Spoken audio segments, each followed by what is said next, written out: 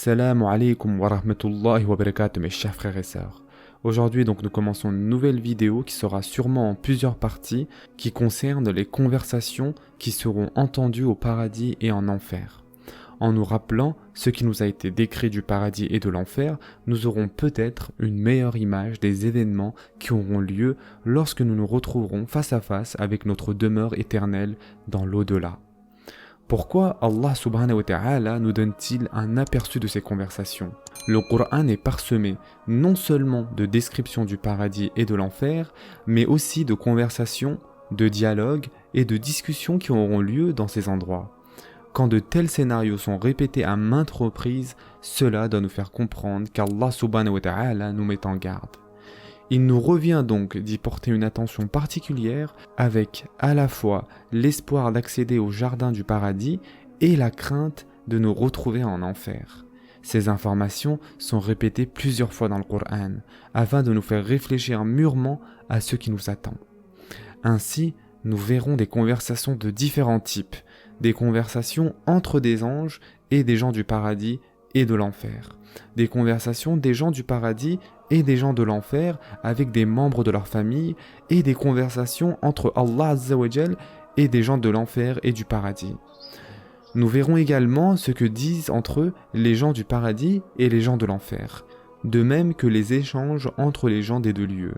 Commençons tout de suite avec les conversations entre les anges et les gens dans l'au-delà.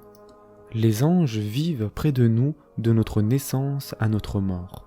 Ils sont responsables entre autres d'insuffler l'âme dans le fœtus, de tenir un registre de nos bonnes et mauvaises actions et d'extraire notre âme de notre corps au moment de notre mort.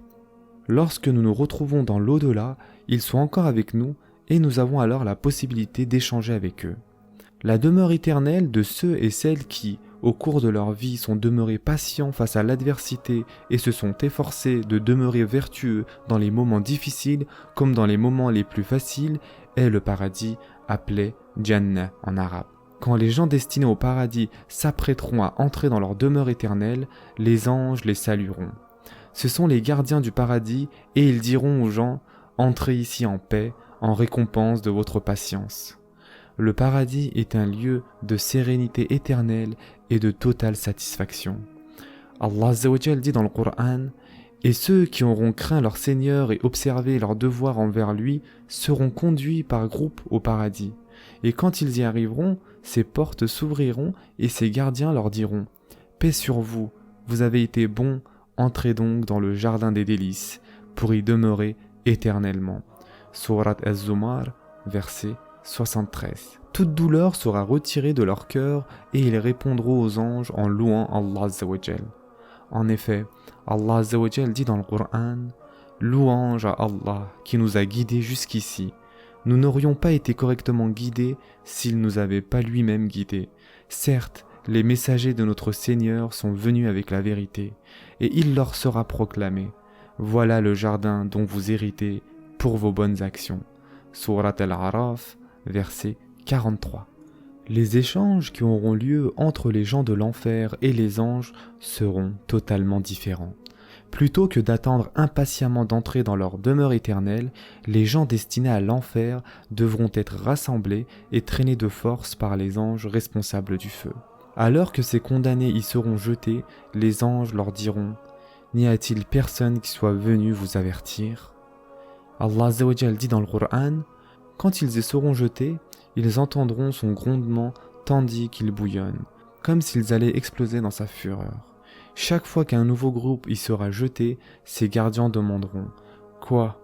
N'y a-t-il personne qui soit venu vous avertir ?» Et ils répondront « Si, un messager est venu nous avertir, mais nous l'avons rejeté et nous lui avons dit « Allah n'a rien révélé du tout, vous êtes, tes adeptes et toi, dans un égarement profond. » Et ils ajouteront « Si nous avions su écouter et raisonner un tant soit peu, nous ne serions pas retrouvés parmi les habitants du feu. » Sourate Al-Mulk, versets 7 à 10.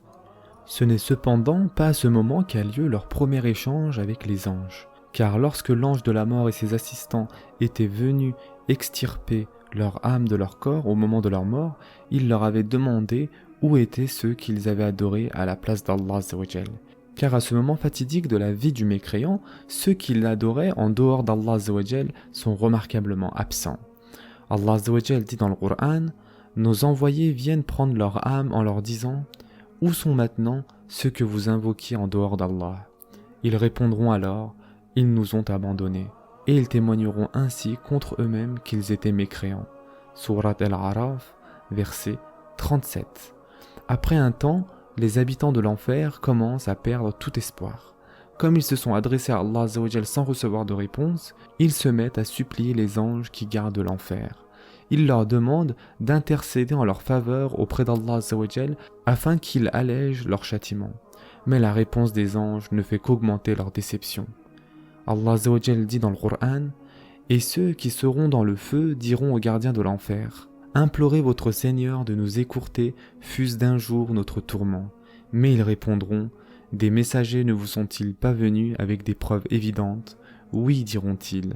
Alors priez, rétorqueront-ils, bien que les prières des mécréants soient toujours vaines. Surat Qafir, versets 49 et 50. Certains des dialogues qui auront lieu entre les gens du paradis et ceux de l'enfer sont cités dans le Coran. Quand nous lisons et méditons sur ces versets, il nous incombe de tirer une leçon du désespoir de ceux qui devront faire face aux horreurs de l'enfer. Nous devons ressentir leur peur et apprendre de leurs erreurs. Lire à leur sujet dans le Coran nous permet d'avoir une idée claire de ce qu'ils ressentiront, mais cela nous permet également de comprendre à quel point il nous est facile d'éviter cette destination. En effet, Allah Azza wa Jal dit dans le Coran: dans des jardins, ils interrogeront les coupables. Qu'est-ce qui vous a poussé vers l'enfer? Leur demanderont-ils. Ils répondront: nous n'étions pas de ceux qui accomplissent leurs prières et nous ne nourrissions pas le pauvre. Nous tenions des conversations futiles avec de vains parleurs et nous traitions de mensonges le jour du jugement, jusqu'au jour où la mort inévitable vint nous chercher. Surat Al-Muddathir, versets 40 à 47. Allah Azza wa Jal dit aussi dans le Coran: et les habitants du jardin crieront aux habitants du feu: nous avons trouvé véridique la promesse de notre Seigneur. En est-il de même de celle qui vous a faite? Ils répondront: oui, en vérité. Surat Al-A'raf, verset 44. Allah Azza wa Jal dit aussi: et les habitants du feu crieront aux habitants du jardin: déversez sur nous de l'eau ou de ce qu'Allah vous a attribué. Ils répondront: Allah les a interdits aux mécréants. Surat Al-A'raf, verset 50. Il est clair ici que la souffrance des gens de l'enfer est d'autant augmentée qu'ils ont connaissance des bénédictions accordées aux habitants du paradis. Allah Azza wa Jal dit dans le Coran et nous apprend que les habitants du paradis s'interrogeront mutuellement sur leur séjour sur terre.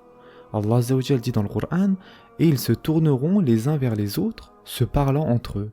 Ils diront: nous vivions parmi les nôtres dans la crainte constante d'Allah. Mais Allah a été bon envers nous et nous a protégés du souffle brûlant de l'enfer. Surat At-Tur, versets 25 à 27.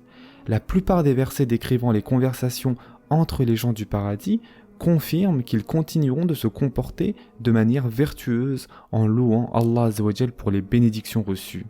Sur terre, ils avaient cru à la promesse d'Allah Azza wa Jal et s'étaient comportés en conséquence. Et une fois au paradis, ils sont submergés de reconnaissance en constatant la suprême splendeur de ce lieu.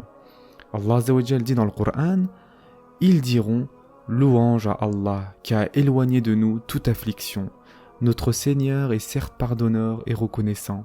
Par sa grâce, il nous a installés dans la demeure de l'éternité où ni labeur ni fatigue ne peuvent nous toucher. Surat Fatir, versets 34 et 35. Allah Azza wa Jal dit aussi: louange à Allah qui a tenu sa promesse envers nous et nous a fait hériter de la terre. Nous pouvons demeurer au paradis et nous installer là où bon nous semble. Comme est généreuse et excellente la récompense de ceux qui font le bien. Surat Az-Zumar, verset 74. Ceci est la fin pour aujourd'hui. La prochaine fois, nous parlerons de la conversation entre les gens de l'enfer, Inch'Allah. Prenez soin de vous, mes chers frères et sœurs, et à très prochainement, Inch'Allah.